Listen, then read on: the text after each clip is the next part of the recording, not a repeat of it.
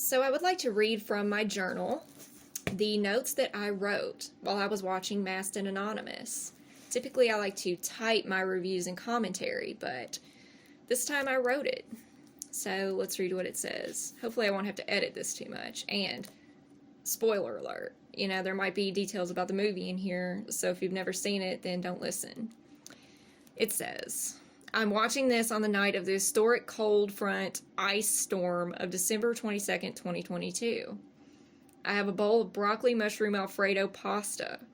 I have no idea how good or bad this movie will be, but it sure has an all-star cast. I find the title intriguing considering what we've gone through globally for the past few years. Considering the fact that this movie is about a dystopian America, I find it rather coincidental. This is 50% of the reason I purchased this DVD on eBay for $6 in the midst of my Bob Dylan obsession revival, the other 50% being Bob Dylan. It's also got Jessica Lange's legendary ass in it, too, so maybe I should attribute about 10% of my reasons to that. Quote, they are all religious wars. The lines so far sound like Bob Dylan wrote them. When asked in his 2012 Rolling Stone interview how he felt about the way the movie turned out, he basically said, meh. He said that because the film used outside money, not all of the message was allowed to be shared. Considering the mixed reviews, I'd say it's likely they still left some of the message in. Let's find out.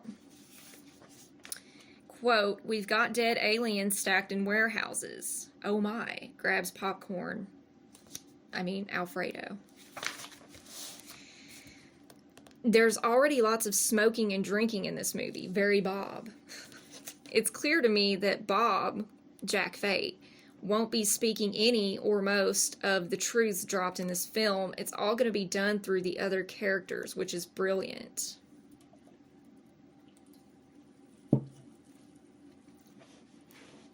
Quote, I ain't felt free in a long time, Jack says. Quote, keeping people from being free is big business, says the warden. The Alfredo was delicious. Cruz's character has a number tattoo on her hand. I guess it's a nod to Auschwitz. 333. And there's Ribisi. There's some great actors in this movie serving up some great lines. Anyone who said the movie was an act of self-aggrandizement by Bob Dylan is clearly a shill. Quote, when I dream, my dreams become my reality. The background music isn't all that soothing sometimes. There's a serious bitter cold wind blowing outside now. I can't help but wonder which dead trees might come down. Ribisi kind of reminds me of Jack White. From what I can tell so far, it seems this movie is suggesting that the U.S. is taken over by a Mexican dictator. On the scene comes Angela Bassett. Odd that there are two icons from American Horror Story in this movie about an American horror. Jack calls the, quote, residence of the president, and the voice recording that answers gives the history of burning and rebuilding the building. Val Kilmer is iconic in this movie. Excellent lines. His statements about humanity are amazing. Quote, they build hospitals as shrines to the diseases they create. Masked and Anonymous, no one truly knows them. There are two huge portraits of the president in front of the performing stage rather than the typical one. A lot of the patrolmen look Asian. It's almost 9 p.m. and it's forecast to drop 32 degrees down to 8 in the course of 15 minutes as Away Down South in Dixie plays. Freedom's only for those who practice self-control. Yeah, that's a good quote. Quote, you're like a chemist who invents some new drug, doesn't care about the side effects, says Jack. Seems like the dictator is Jack's dad, but that is all figurative. America's End Times, even when Dylan was born, is his figurative father. Do what? No idea. The man set to replace the dictator upon his death is Dylan's old friend, Jack's old friend, who had been an illegal, but, quote, not anymore. See, it was kind of unclear to me exactly who had invaded the USA. It seemed like there were Spanish, there were Asian. It was like the whole world, basically, mostly invaded the USA. It was very interesting. On the podium where the new president is giving his speech, there's a flag with the Americas, but some things are different. Looks a bit like the map that shows what the Americas would look like if the sea levels rise. There's a landlocked ocean in central Canada. Looks like the Amero theory, where Canada, US, Mexico, etc. become one. Quote, "We are rewriting the history books."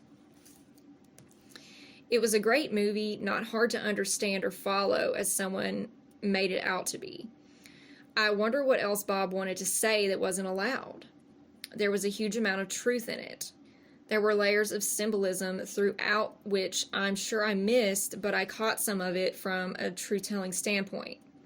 It's obvious why it, quote, flopped, and most critics gave it bad reviews. It was well done, and it seemed like they did their best to convey Bob's message, even with the typical Hollywood limitations in place. The movie was better than I anticipated, and I wasn't disappointed whatsoever. Bob looked great, too. It's currently 13 degrees out, frosted over with a mad wind blowing and rattling things that aren't used to being rattled, even with some of the winds we're used to around here anyway. No, this is no ordinary storm, just as Bob Dylan has been no ordinary artist. One character talked about how AIDS was cooked up, invented, and given to British sailors in Africa. And I bet that last part is an example of something Bob wrote for the movie that was tweaked to be more acceptable. It was definitely invented, but I don't know if it was spread by British sailors. It also crossed my mind that Cruise's character might be representing Joan Baez. Wilson's character referred to her as a half-breed, which may have been a tip-off. Cruise's character is devoutly religious, which could be referencing Baez's political focus. She was girlfriend of the press douche, meaning that Baez was essentially married to the establishment because of her political obsessions, even though that's the opposite of what she seemed to want. That's really interesting about that character. Yeah, that's all I wrote.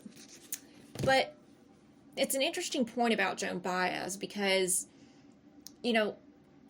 she was responsible for giving Bob, quite a platform at the very beginning. And I always got the sense that she wanted him to be her buddy in,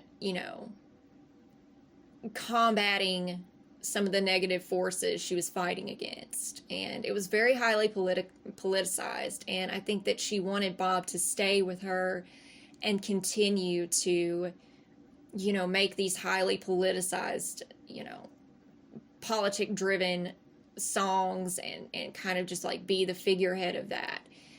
And he was not about that at all. He didn't want to do that at all. And yeah, I think that character is probably representing Joan Baez. And it's interesting because exactly like I said, even though she was so against the political things that were going on and against the press and all of this, the way they twist things, because of her depth of devotion to fighting it, she was almost enslaved to it in a way. Well, I'll have to watch this movie again sometime. I mean, it was absolutely excellent. Absolutely excellent. And, I don't know what Bob originally wanted to say, and I don't know how the script was changed, but I do believe that he expressed the things that he wanted to say through the other characters. His character himself really didn't say all that much. But it's a brilliant approach to take, to write what you want to say into the other characters and get them to say it instead. That way you kind of pretty much can't be blamed for it. But apparently some of the things that he wanted to share were not allowed and they were changed, Hollywood style. But I still think a large part of his message must have gotten through.